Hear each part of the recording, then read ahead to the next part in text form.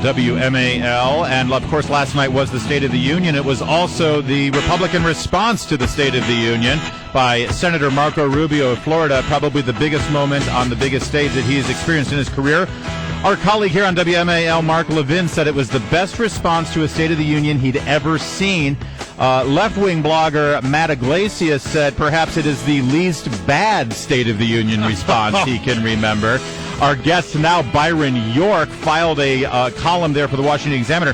Gosh, Byron, you filed this pretty much right when Brian and I were waking up this morning. You had a late night. Did you get any sleep at all? Not at all when there's politics to be covered. Actually, that was pretty generous of Matthew Iglesias to call it the least bad speech.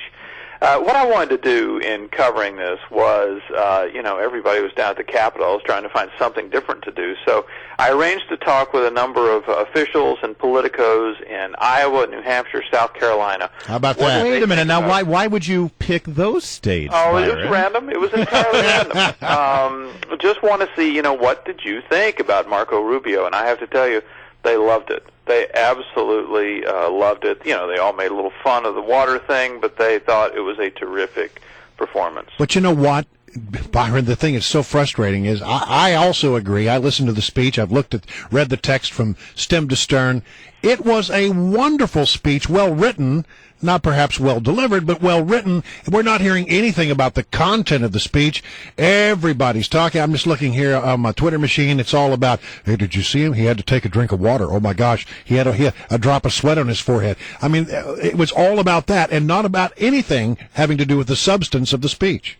Well, there's two schools of thought of that. There's one, what you just said, that it's kind of crowded out, the substance, and the other is that it was kind of humanizing, that people kind of liked it. And indeed, the first tweet that Rubio sent out after this speech was just a picture of the little bottle of water that he had grabbed. Which is pretty good. He has handled this well. And he was on Good Morning America on ABC earlier today, and he said, listen, what can I tell you? God has a way of reminding you that you're human once in a while, and I think that's the perfect way to handle this. And the thing is that for Republicans, this was, maybe it was just repackaging, but this was a new messenger talking about limited government, talking about spending, talking about regulation, giving a very pro-life message in the first couple of graphs. Yeah. I'm not sure everybody caught that, but there it was.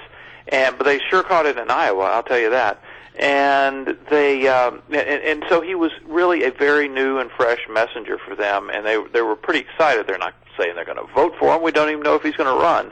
But they really saw him as a potential presidential candidate last night. Yeah, I think he did himself some good, even though there were those moments that people are focusing on. All right, what about the president? I mean, I keep coming back to this. The president made this big deal, and he did indeed, although we've been told he wouldn't, throw down the gauntlet on guns.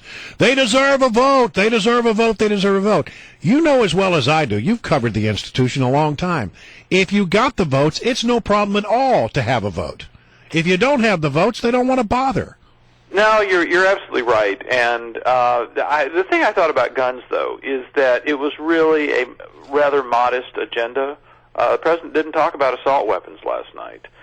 He talked about things that have kind of shaken out in this process we've had since Newtown that have the most support. So he talked about background checks and gun trafficking and a few measures that there's pretty widespread support for. So my sense of his thing on guns last night was it was high on emotion, and of course he had invited Gabriel Giffords to be in the audience. It was high on emotion, but it wasn't bold, and it didn't have a huge amount of substance. Well, and to that end, I mean, the president really is, by calling for a vote and trying to push anything, and let's face it, he would be thrilled and run a victory lap if he got anything having to do with guns through this Congress. It really is just a political exercise at this point. It truly has nothing to do with protecting children, as they say. So what is the best play for the Republicans at this point? Should they deny him that victory, or do they risk walking into the midterms with all those ads who will say those mean, evil Republicans want children to die? Look, I think a lot of them support universal background checks anyway. I don't think this is going to be a big problem for Republicans to support this. They've basically, I think they've killed the assault weapon initiative because it's so ineffective and difficult to enforce. But in terms of saying that there ought to be background checks for everybody who buys a gun, I don't think a lot of Republicans are going to have a lot of trouble voting for that. So they'll just vote for it and move on. So having effectively dispatched with the State of the Union address in just a few moments, I want to turn the channel now to the Chuck Hagel nomination in the U.S. Senate. Chuck Hagel, the man chosen by the President to be the next Secretary of Defense. Miserable performance before the Armed Services Committee, and they voted yesterday in committee to report out the nomination. What's going to happen? Will it be filibustered, or maybe not technically filibustered, but will it be delayed? Will it pass cloture vote? Yeah, they'll get into all that technical stuff there. I think in the end it is going to be approved. We have not seen any Democrats peel away from him, and the vote in the Armed Services Committee was party line. All the Republicans voted against the Republican, and all the Democrats voted for the Republican.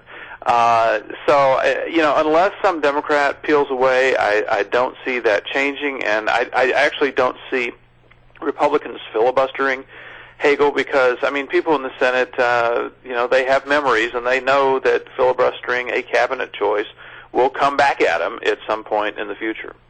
I guess my issue, and it may just be my issue, is the guy didn't have a clue in his confirmation hearings. And it's as if, we named him, now we got to stick by him, even though he flopped miserably. We were just putting a slot filler in there, and not perhaps the person who's best qualified to lead the Department of Defense. Yeah, you'll get no argument from me on that performance before the committee. Absolutely not. But obviously, Democrats were there. They saw it. They've seen the blowback from it, and they decided to stick with Hagel. This has nothing to do with his qualifications or the appropriateness of this choice to lead the Department of Defense. A lot of people have said, I think quite reasonably, is this guy sharp enough to deal with all of the conflicting constituencies, the warring constituencies you have inside the Department of Defense? Yeah. The answer to me looks like no, but clearly Democrats have looked over this whole thing and decided they do not want to back away on this. Byron York, we only have about 30 seconds, but I want you to kind of tie a bow on this, going back to your column, which of course everyone can read over at WashingtonExaminer.com. After talking to people in Iowa, New Hampshire, and South Carolina after Marco Rubio's response, what's the bottom line? What are you hearing from these very important states to a potential 2016 run for Rubio? Well, they think it's likely. Rubio was in South Carolina last year doing the Republican Party's big fundraiser.